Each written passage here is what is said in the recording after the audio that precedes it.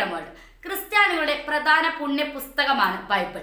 ബൈബിളിൽ നമ്മൾ അറിഞ്ഞിരിക്കേണ്ട അതിൽ ഉൾപ്പെടുത്തിയിട്ടുള്ള 20 പോയിന്റുകൾ, 20 സംഭവങ്ങളാണ് ഇന്ന് നിങ്ങളോട് ഞാൻ പറയാൻ പോകുന്നത്. അപ്പോൾ നമുക്ക് എന്തായാലും വീഡിയോയിലേക്ക് പോകാം. സൃഷ്ടിയെ പറ്റിയാണ് ഒന്നാമത്തെ പോയിന്റിൽ വരുന്നത്. ഉൽപ്പത്തി 1 മുതൽ 2 വരെയുള്ള ഭാഗങ്ങളിൽ പറയുന്നത് സൃഷ്ടിയെ പറ്റിയാണ്. അതായത് ദൈവം ആകാശവും ഭൂമിയും സൃഷ്ടിക്കുകയും പ്രപഞ്ചത്തെയും മനുഷ്യ ജീവിതത്തെയും സ്ഥാപിച്ചു എന്നതുമാണ്.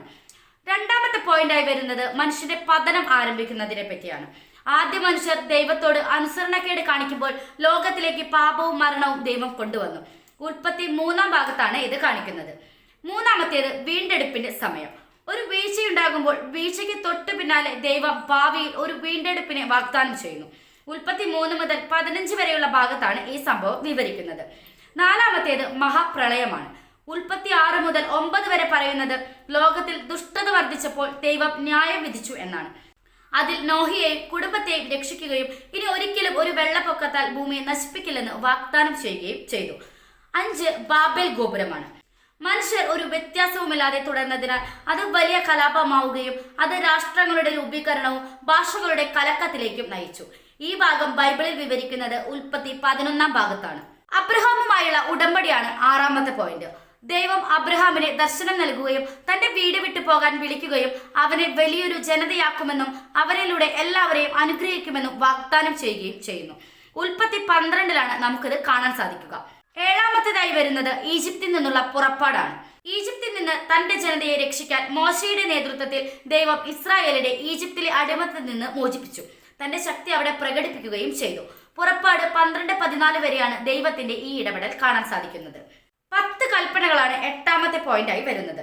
ദൈവം മോശയ്ക്ക് സീനായ് പർവ്വതത്തിൽ വെച്ച് ന്യായപ്രമാണം നൽകുകയും അത് നമ്മുടെ മനുഷ്യജീവിതത്തിന് ഒരു ധാർമ്മിക ചട്ടക്കൂട് നൽകുകയും ചെയ്യുന്നു.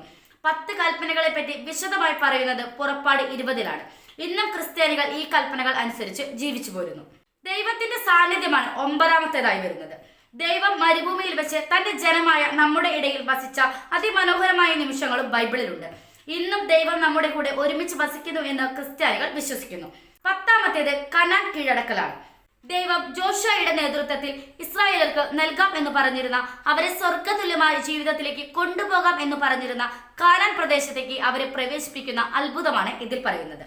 11-ാമത്തേത് ദാവീദിന്റെ രാജ്യത്തെ പറ്റിയാണ്.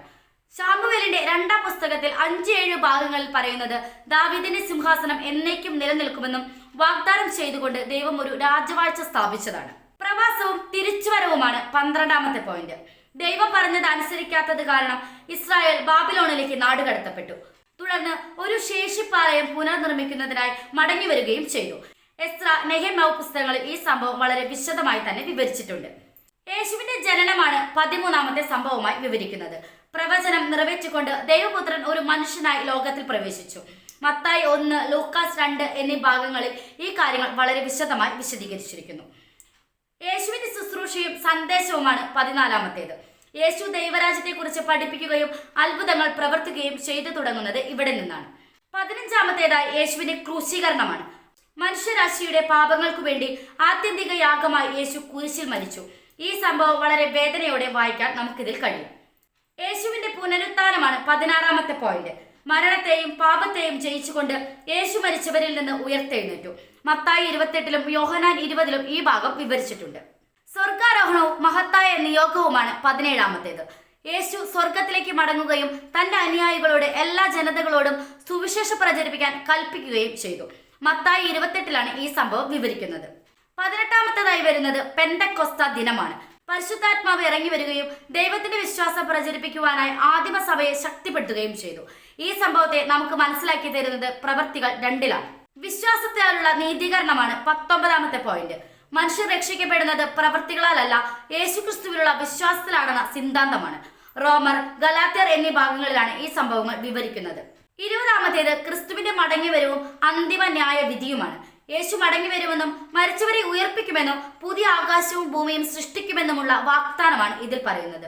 വെളിപാടിൽ ഇത് വ്യക്തമായി പറയുന്നുണ്ട്. ഈ വീഡിയോ നിങ്ങൾക്ക് ഇഷ്ടമായ ലൈക്ക് ചെയ്യുക. അതുപോലെ നിങ്ങളുടെ അഭിപ്രായങ്ങളും നിർദ്ദേശങ്ങളും കമന്റ് ബോക്സിൽ ടൈപ്പ് ചെയ്യുക. Thanks for watching.